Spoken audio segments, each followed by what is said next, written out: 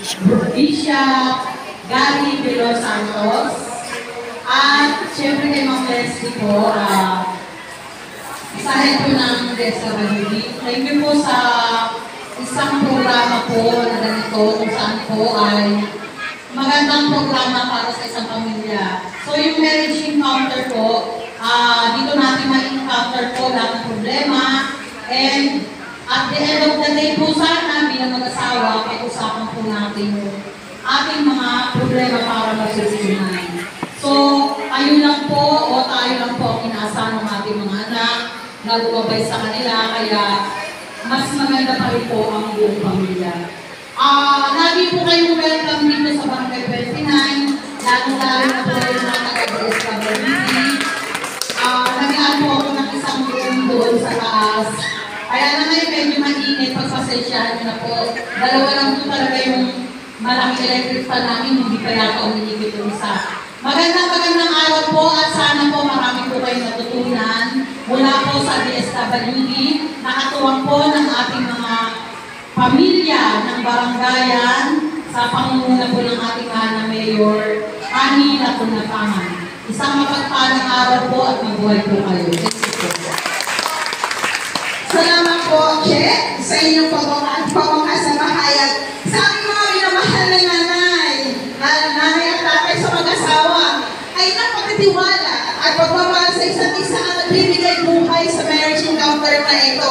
Patuloy po sana natin pahalagahan ang ating pamilya at ang ating relasyon. Okay? Sa ngalan ng iyong pangkat, nais namin parating aming taos-pusong pasasalamat sa bawat isa sa inyo. Sa inyong masigasig na pakikisa at pagtangkilig. This is your host, Jane, from Pantawid Pamilya Pilipino Program. Kasama ko po ang aking South team, si Ma'am Mavic, si Ma'am Maylin, na nagsasabi sa inyo, be safe and maraming salamat. Mabuhay po kayong lahat. Maraming sa inyong pagtangkilig. Maraming salamat po. Tapos na po tayo. Salamat po! Para kayo yung mga malis, saya mo na.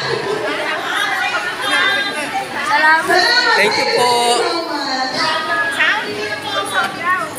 Maraming salamat. This is your host, Bishop Larry de los Santos sa UCAP Radio.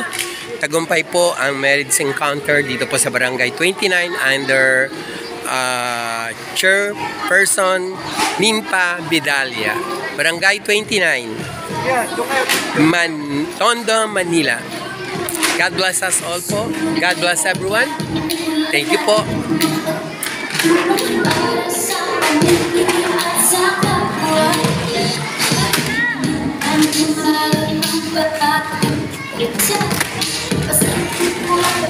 Signing out po, Bishop Larry de los Santos. Lagi nagsasabi, we work as one, we serve as one, we love as one, and we win as one. And together as a nation, we'll as one.